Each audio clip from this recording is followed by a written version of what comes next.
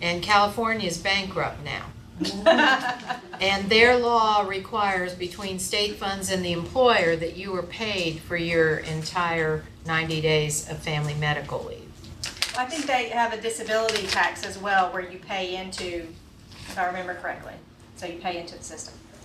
I think, but you know what, I think New York State also has a disability tax. And so they probably, I don't know if they're the same as California, but they do have a disability tax that they charge out of your paycheck.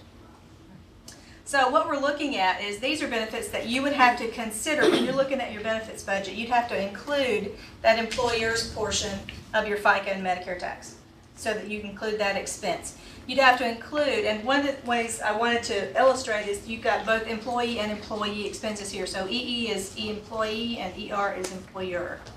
So that's just the shorthand. You start to run into a lot of acronyms and benefits.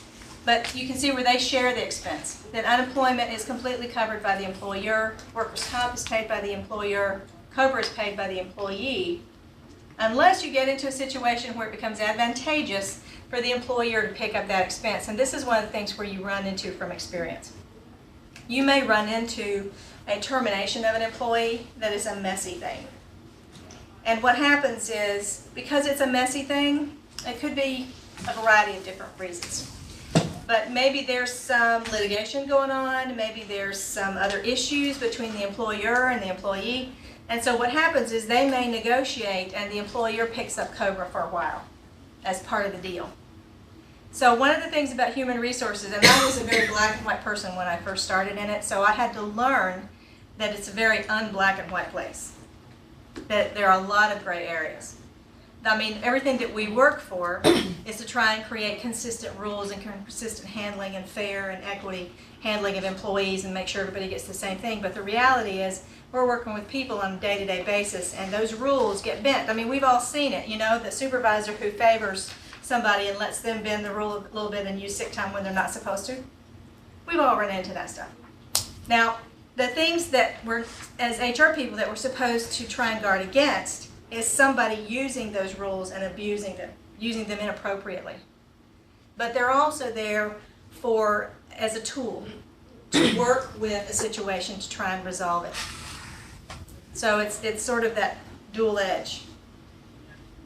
And the risk borne by the employer for FMLA is the fact that though there's no pay directly associated with it, the reality is that the employer has to cover that absence while you're gone. They have to figure out how to protect your job, how to fill the work and get it done while you're gone, and then how to pull you back into the workforce. So that's the risk the employer has to take, because you could make the decision at the end of it that I decide I'm not going to go back to work. And here they've held that job for you, they've made all these arrangements, and now they have to start recruiting. So there's a risk on that other side as well. Okay, Social Security benefits. We're not going to spend a lot of time on this. I mean, I think everybody knows the basics of it. Provides retirement income, disability income. To qualify for it, you've got to have 40 cumulative quarters. That means they don't have to be all in a row, but you have to accumulate that many. Then it's calculated as a percentage of salary. So this is pretty basic stuff. It's part of what you're paying into for when you pay that FICA tax. It's going into that Social Security bucket. Retirement income comes from Social Security after you turn 65, or with other rules and stuff at age 62 sometimes, those kinds of things. And so these are benefits that our society has become very dependent on for that portion of our life whenever we get out of working on a day-to-day basis.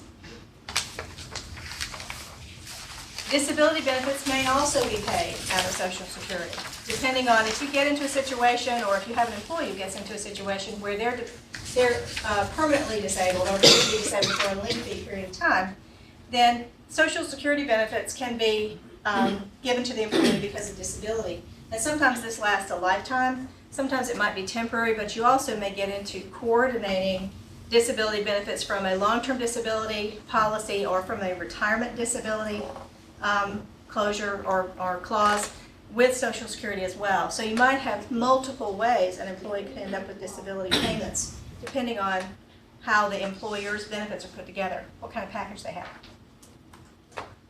Death and survivors benefits from Social Security, these are pretty basic too, things that you can use Social Security for, an employee can use Social Security for, if they get into a situation where someone deceases and there are benefits to be paid to a beneficiary. Medicare.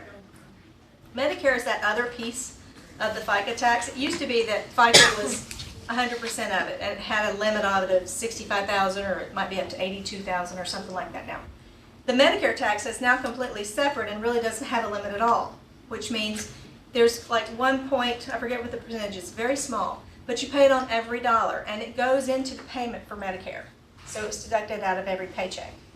When you get to age 65, you're eligible for Medicare coverage as an insurance plan. And most of us know this kind of stuff, so I'm not going to go into it too much other than to say it has expanded. As you can see, we've got Part A, B, C, and D now. It used to be just Part A. Now you have the option in Part B. You can get medical coverage for doctors' visits, things of that nature.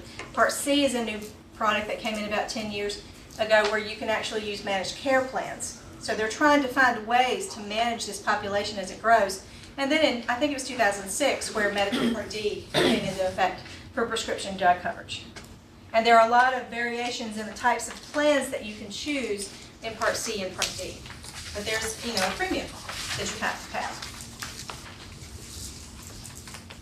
Unemployment insurance, there's a lot of people learning a lot about this right now. And hopefully, we're not going to be one of them, or we're going to be short-term if we're involved in that kind of situation. It's a tough time for our economy and a tough time for a lot of us. And what we're seeing is a lot of people are getting laid off and learning about unemployment insurance and how it's there for them whenever they get into a situation where they don't have that steady paycheck. It has a mandatory benefit that's primarily funded by employers. You pay into the pool, but then that insurance comes back, or rather that payment comes back to your employees. Now the difference is there is a flat rate, I believe, for federal unemployment, and state rates can vary. So your experience is what's going to impact your rate on how much you pay for the insurance coverage. And all of these companies that are laying off employees, their experience is going to go up because they're laying off these people, and these people are going and collecting benefits, But at least it's there for them. Yeah. Christy, would you define experience? Because in general, everybody knows what experience is, but in relationship to benefits, what experience is? Okay. Experience in relation to benefits is how many claims have you had? How much volume of activity have you had? How much money has been involved in claims activity? That's what your experience is. And when you look at evaluating a benefit plan and they say it's experience rated, they're saying that it is based on how many claims you've had, how much volume of activity, how much money has been spent, how many services have been provided. So it's a word for volume. It means the same as volume. And anything that's experience rated is based on your volume. If you don't have a lot of activity, then you don't have a very high rate. But if you have a lot of activity, think about your car insurance. Same thing. If you have wrecks every year, your insurance is probably costing you a lot. But if you don't have a lot of history, you don't have a lot of activity, then your rate is low. It's the same principle. Yeah. How is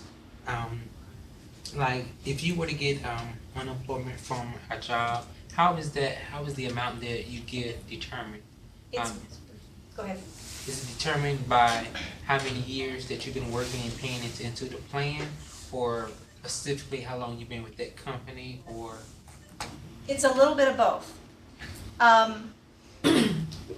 Because there's a limit on how much your payment can be, but it can also go back to a job that you had before the one that you had most recently, and it might be cumulative based on whomever you've worked for the last 4 quarters, I think. Because I remember there was a situation where my job was eliminated, and I was working for about a year, and then I was unable to work for personal reasons, and I ended up at a point where I had to go collect unemployment. And they actually went back a year to the company I had left a year ago to pull the information in. So I think that the thing is, you can't have a long period of time where you've had no work history, then you'll become disqualified. There won't be any attachment to an employer to go back to.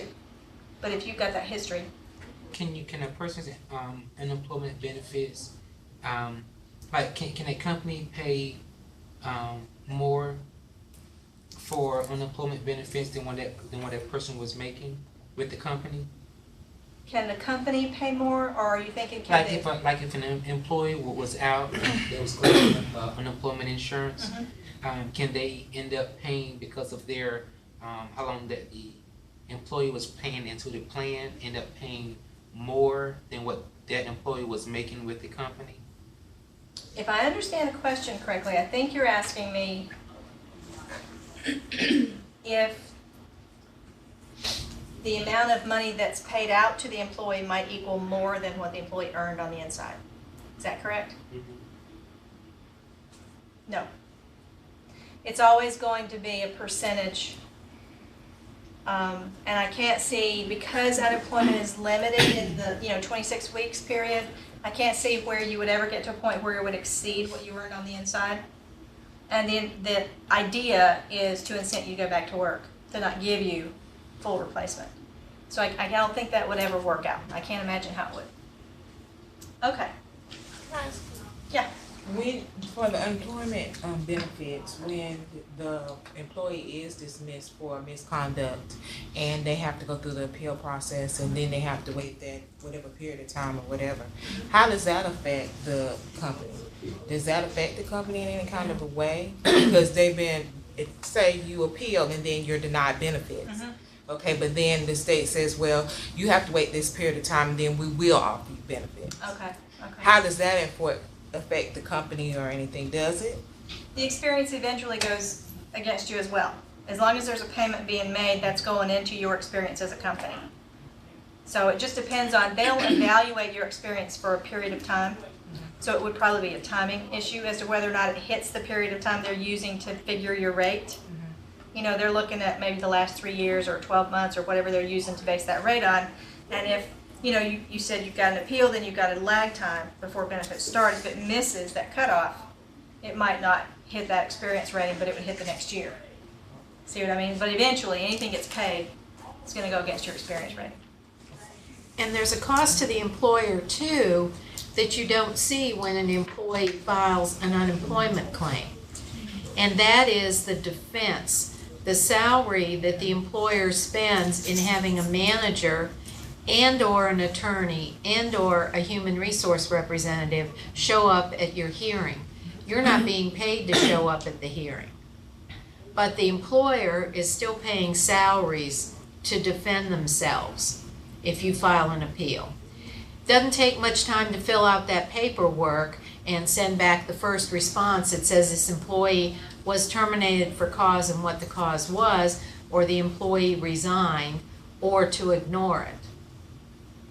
But the employer still has an expense. It has to be calculated into all these required benefits of salaries in processing that paperwork and in showing up for those hearings. And it can become considerable, which is one of the reasons why some employees file unemployment claims knowing that they are not going to be paid, but they file it for the irritation and the aggravation that it causes the employer. But I'll tell you a story about whenever you file an unemployment claim. Not really an unemployment claim, I take that back. It's if you file a wrongful discharge kind of claim, that kind of puts a black mark by your name. And it's not that you may be, perfectly justified. But the reality is, out there in the workforce, if a new employer that's interviewing you finds out that you filed a wrongful discharge, they will shy away.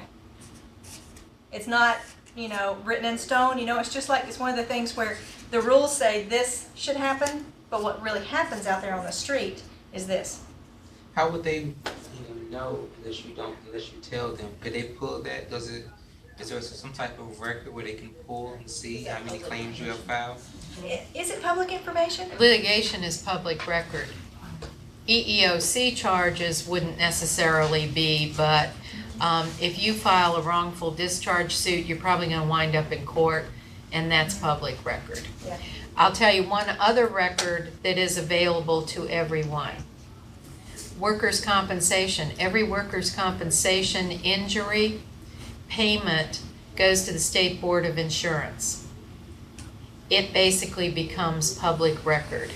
So if you lie to an employer and say you've never had a workers' comp injury, and you had one, maybe you injured your knee at work and they gave you a rating for permanent damage and paid you $5,000, let's say. That record's going to be out there. So when you go to the next employer, you injure that knee again, their workers' comp company, not the employer, but whoever carries their workers' comp insurance, looks in that database and goes, Brian injured the same knee at his previous employer, and he got a 7% rating, meaning that he is limited on 7% of the usage of that knee, and yet he did not advise his employer that maybe he shouldn't be lifting 50-pound boxes because his knee's been damaged so bad, and now he's damaged his knee again. Okay? That can result in what they call fraudulent claims. Could a company, like if you were to tell them that, do they have to make special arrangements for you, being that you were injured on that knee, to accommodate you? Or is that a choice, or compared to the company? If they can make an accommodation, okay? And the accommodation has to be reasonable, and the decision is made based on the resources of the company. For instance, a mom and pop company with 4 employees is not going to have to meet the same accommodations that Volvo would with their deep pockets, okay? Well, those pockets probably aren't as deep anymore. No, but the thought would be that they are. And I saw one other hand up before I started. I think it was answered over. Okay. Well, if it comes back to you, just bring us back. I have a question. Oh, yeah. The only question about the workers, or the unemployment and then the workers' comp, if you, like you said, your job was no more, or your store closed, or whatever, with everything going on, all the plants closing. Oh, yeah. If something like that happens, is there a cost, if it's a big company and there's more than just that particular store or company, is there a cost to them, even, because you're obviously gonna get your unemployment because the store is no longer, or the factory is no longer, is there a cost to the company then? There isn't any kind of limit on that cost, is there? No, but it'll go back to experience rating. And sometimes, if it's a matter, let's say that all the Food Lions in North Carolina were closed. I forget where Food Lion's home is, but let's just say that that's where. That they close everything in North Carolina.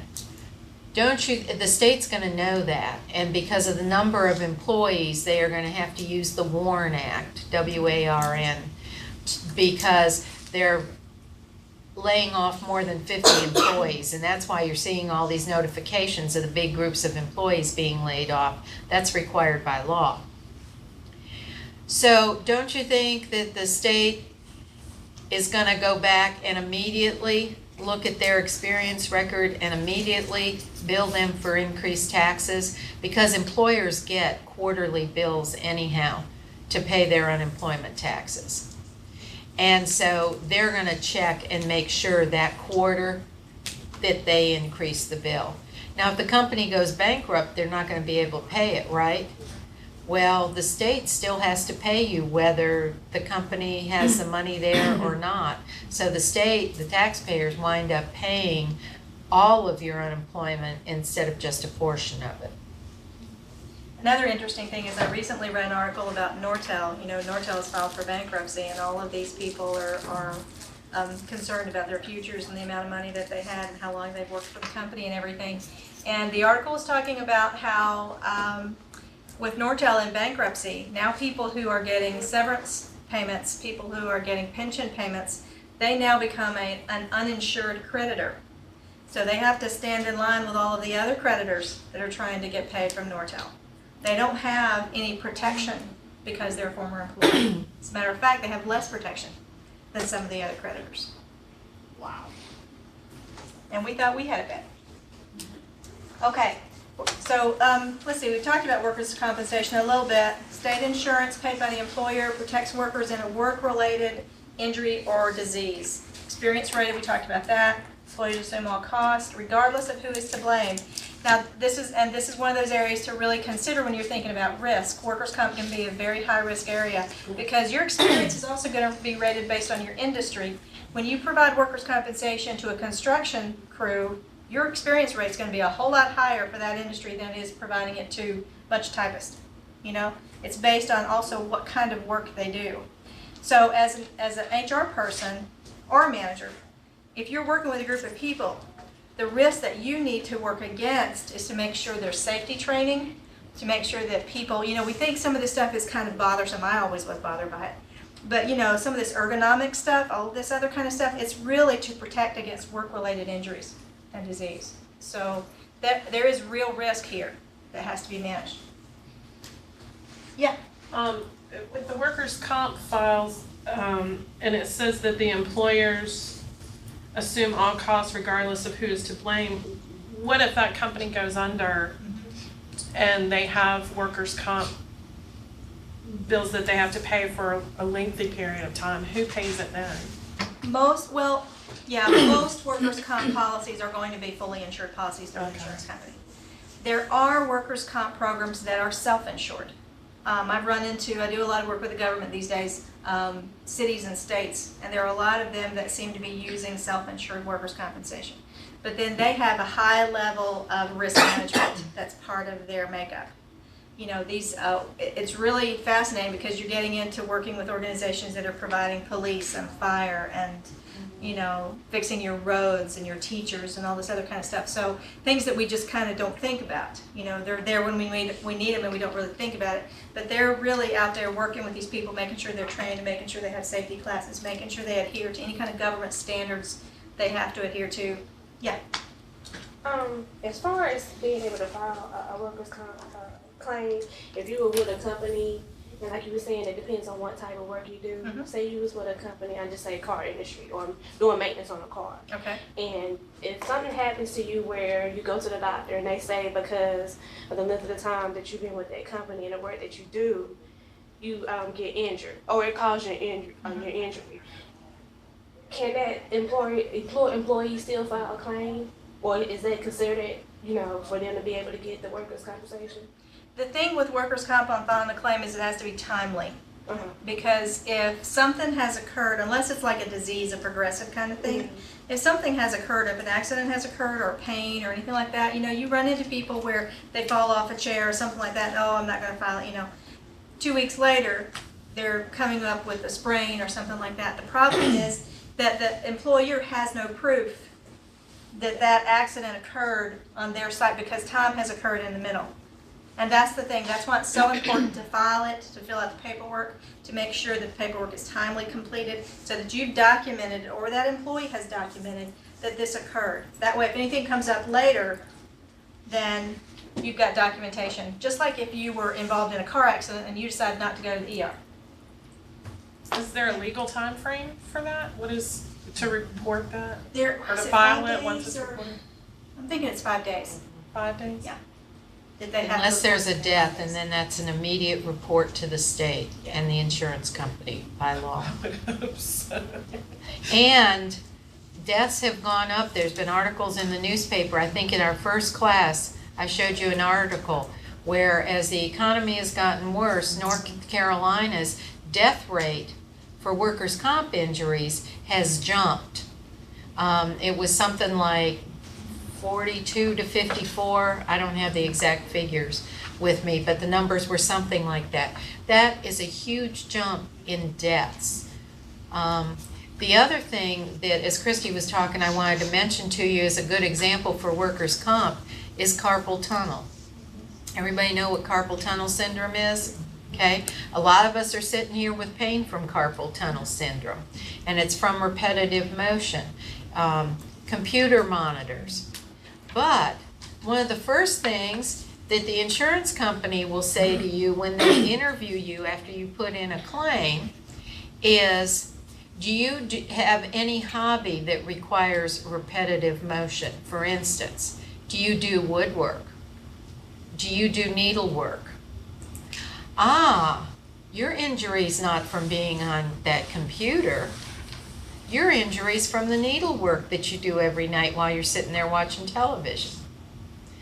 And then, unless your doctor can say definitely that it was from your work activities, your claim will be denied.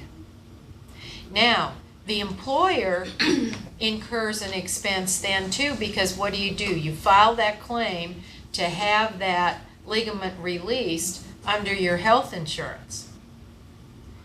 So, depending upon where the employer is with all this and how their insurance company works and where they're paying their premiums, don't you think it's going to be more expensive for them to cover that under their health insurance than under their workers' comp insurance? Because workers' comp insurance, they usually pay a flat fee for. Okay? And Christy will talk later a little bit. She's already used the term self-funded. So there are different ways to pay for these benefits, especially health insurance, life insurance, and even workers' compensation. So we'll talk about the ways that they're funded, and you'll see again how you can help mitigate expense some for the employer. Okay. Let's get into qualified retirement plans a little bit. Before we leave some of the state and federal mandated benefits, anybody have any other questions you can think of? You can always come back. Okay. A qualified retirement plan is a retirement plan that is governed by ERISA. And ERISA stands for, if I can remember, the Employee Retirement Income Security Act, I believe, that came around in mid-70s. Got it. Okay. Basically, ERISA came along because it was necessary for the government to step in and create some type of regulation that governed retirement plans so that it could make them fair and equitable. There was too much stuff going on where favoritism was played and they were not necessarily given to all employees and things of that nature. So they came in with these regulations. One of the interesting things about retirement plans that I've always found is that they are some of the biggest, fattest places to find money in the world. You might be interested to know that North Carolina's, the state of North Carolina's pension fund, what it uses to fund its retirees and its employees, 1 of every 8 people in North Carolina works for the state somehow. We are the 10th largest state in the United States, and by population, and our pension plan is ranked number 2 in the country. That's not too shabby. The only bigger pension plan is California. I mean, I don't know that for sure, but there's nobody else it could be. It's got to be California, because CalPERS is what it's called, and it's huge. These pension plans wield a lot of money. They are just like investment vehicles. They go after, stock markets and investments and mutual funds, just like any other investment type of portfolio. Your retirement plans are generally composed of defined benefit and defined contribution plans, and they're used to recruit and retain employees and be competitive, just like your other pieces of your benefit package. They support your employees' planning for retirement. The investment is to help your employees save and build for the future. It used to be pretty standard that employees would go to work for one company and work for it for 30 years, but people don't do that anymore. People change locations geographically, they change careers, the economy does weird things, and things happen, and you just don't end up having that kind of longevity with one company anymore. So one of the things that's happened over the years is that vesting schedules, and vesting is how you earn ownership of the money. So you work, let's say a cliff vesting would be, I own nothing until I get to 5 years, then I own it all. A graduated vesting schedule might be 7 years. I earn 20% ownership every year, or 10% ownership, or something like that. So you gradually own the money. But those are the standards now, 5 and 7 years, because people don't stay there for 10 and 15 and 20 years. So another thing it does for participants is if there are contributions to a qualified plan, they're tax deferred. So if you're contributing to a 403B or a 457 or a 401k, it's a tax deferred contribution, so you're not paying taxes on that.